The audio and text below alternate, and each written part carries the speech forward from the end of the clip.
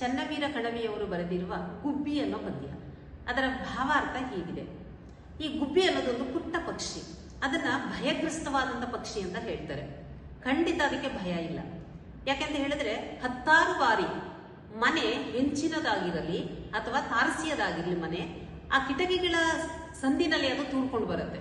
ಅಥವಾ ಆ ಸೂರು ಅಂತ ಕರಿತೀವಲ್ಲ, ಅಲ್ಲಿಂದ ತೂರ್ಕೊಂಡು ಮನೆಗೆ 10 ಬಾರಿ ಒಳಗಡೆ ಬರುತ್ತೆ, 10 ಬಾರಿ ಹೊರಗಡೆ ಹೋಗುತ್ತೆ.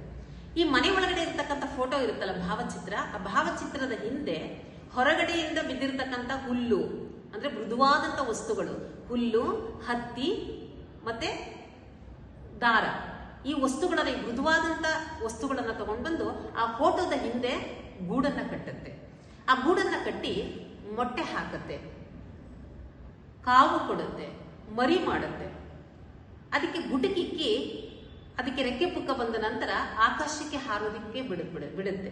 ಹೇಗೆ ಕವಿ ತಾಯಿಯ ವಾತ್ಸಲ್ಯವನ್ನ ಒಂದು ಗುಬ್ಬಿಯ ಮರಿ ಮತ್ತೆ ಆ ಗುಬ್ಬಿಯ ವಾತ್ಸಲ್ಯಕ್ಕೆ ಎಷ್ಟು ಚೆಂದಾಗಿ ಸಮೀಕರಿಸಿ ಅಥವಾ ಆ ಸಾಮ್ಯತೆಯನ್ನು ಎಷ್ಟು ಅದ್ಭುತವಾಗಿ ಕಟ್ಟಿಕೊಡ್ತಾರೆ ಚನ್ನವೀರ ಕಣವಿಯವರು ಅಂತ ಹೇಳಿದ್ರೆ, ಹೇಗೆ ಅದು ಸ್ವತಂತ್ರವಾಗಿ ಹಾರೋದಕ್ಕೆ ಬಿಡುತ್ತೋ ಹಾಗೆ ಆ ತಾಯಿ ಆದಂಥವಳು ತನ್ನ ಮಗುವನ್ನು 9 ತಿಂಗಳು ತನ್ನ ಗರ್ಭದಲ್ಲಿಟ್ಟು ತನ್ನ ಜೀವವನ್ನು ಲೆಕ್ಕಿಸದೇನೆ ಅದರ ಪಾಲನೆ ಮಾಡಿ ನಂತರ ಭೂಮಿ ಜಗತ್ತಿಗೆ ಆ ಮಗುವನ್ನ ಅರ್ಪಣೆ ಮಾಡ್ತಾಳೆ.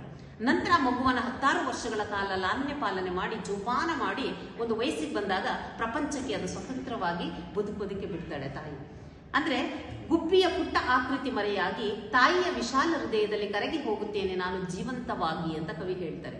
ಅಂದ್ರೆ ಒಂದು ಪುಟ್ಟ ಪಕ್ಷಿ ಎಷ್ಟು ವಾತ್ಸಲ್ಯವನ್ನು, ಮೂಕ ಪ್ರಾಣಿಯ ಪಕ್ಷಿಯಾದ್ರೂ ಕೂಡ ಅದು ತನ್ನ ಗುಬ್ಬಿಯ ಬಗ್ಗೆ, ತನ್ನ ಮರಿಯ ಬಗ್ಗೆ ಎಷ್ಟು ಪ್ರೀತಿಯನ್ನ ಇಟ್ಕೊಂಡಿರುತ್ತೆ, ಎಷ್ಟು ವಾತ್ಸಲ್ಯವನ್ನ ಇಟ್ಕೊಂಡಿರುತ್ತೆ ಅನ್ನೋದನ್ನ ತಾಯಿ ಮತ್ತೆ ಮಗುವಿನ ವಾತ್ಸಲ್ಯದ ಜೊತೆನಲ್ಲಿ ನೆನಪಿಸ್ಕೋತಾರೆ ಅವರು.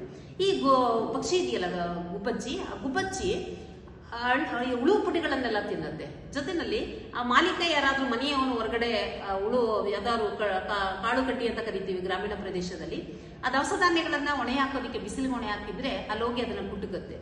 ಅಥವಾ ಅನ್ನದಗಳೇನಾದ್ರೂ ಬಿದ್ದಿದ್ರೆ ಅಡುಗೆ ಮನೆಯಲ್ಲಿ ಆ ಯಜಮಾನಿ ನಿಂತಿದ್ರು ಕೂಡ ಪಕ್ಕದಲ್ಲಿ ಬಂದು ಅದನ್ನ ಎಕ್ಕಿ ತಿನ್ನುತ್ತೆ. ಹಾಗಾಗಿ ಅದಕ್ಕೆ ಭಯ ಇಲ್ಲ ಖಂಡಿತ. ಈ ಪಕ್ಷಿ ಮಾಂಸಾಹಾರಿನೂ ಹೌದು, ಸಸ್ಯಾಹಾರಿನೂ ಹೌದು.